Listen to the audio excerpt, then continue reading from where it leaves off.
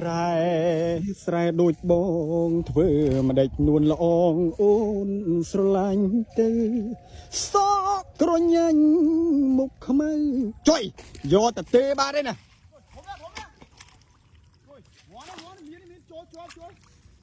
អាចឆ្កែបាទទេដាច់មាត់បាទទេណាបាច់ជាប់បងប្អូនអស់នួយបាទទេអស់នួយនេះអញ្ចឹងទៅណាបងទៅនោះតិចទៅដៃនោះដៃគេដាក់មកសាត់មកចុយមើលនេះ